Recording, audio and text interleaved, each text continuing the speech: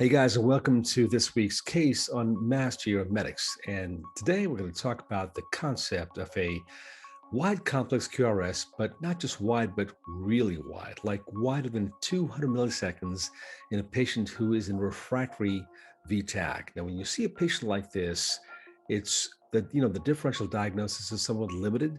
So it makes it slightly easier, I think. So take a look at the case and see how you do.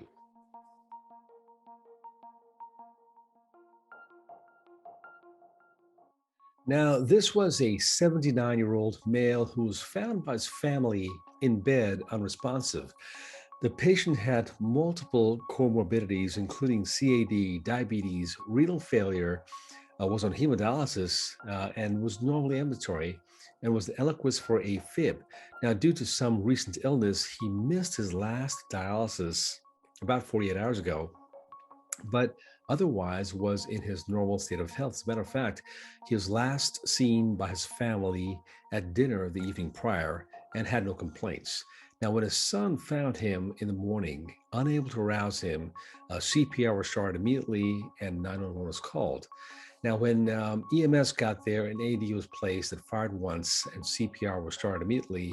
And when medics got there, he was seen to be in a wide complex tachycardia. CPR was continued.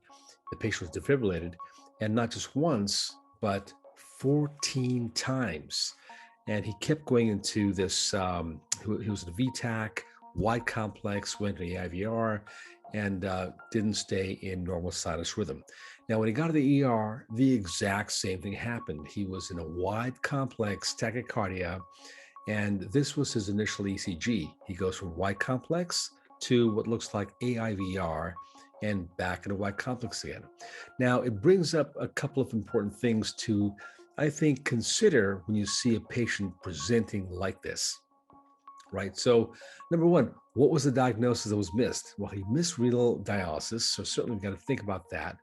But the refractory VTAC going to AIVR in the setting of a superior axis and a very wide complex QRS makes you really think about something other than an MI causing his the dysrhythmia. And consider this: superior axis deviation has its own differential. Could it be RVH? Well, it could be, but does he have it in risk factor for PE or strain? Probably not, because he's ambulatory. He was an Eliquis, so unlikely a PE. Lateral STEMI, well, he had no chest pain at the time he presented and was otherwise well. He was not a smoker, did not have a history of COPD. Hyperkalemia, well, yeah, let's keep that in the back of our heads because he was a renal failure patient, and that's always a concern. Even though he looked well, he missed dialysis, so we've got to consider that.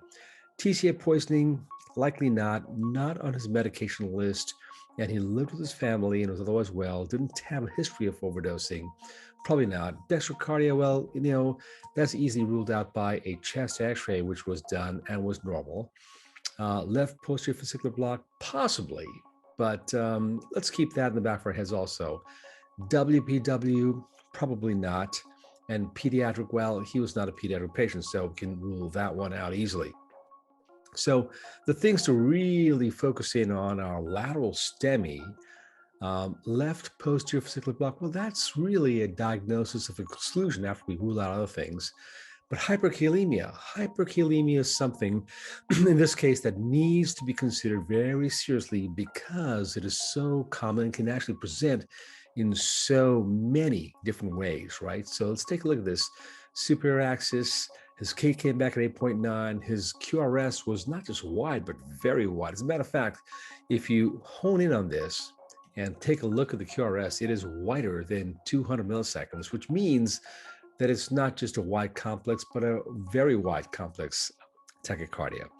And remember that QRS duration of more than 200 milliseconds is a very strong indicator of severe hyperkalemia, impending cardiac arrest. So you got to treat it emergently, and also think about other causes like tox causes that can cause this. And in the pre-hospital setting, you know what? You can never go wrong by giving this patient a dose of bicarb calcium and maybe inhaled albuterol because it can be life-saving. Could it be this? In this case, it was. It wasn't an MI. The patient was severely hyperkalemic, and after getting, the treatment for hyperkalemia, he got better, and it really got better all by himself. And the story has a great ending. Well, anyhow, that's it for this week. Thanks for joining me on this case. We'll see you next time.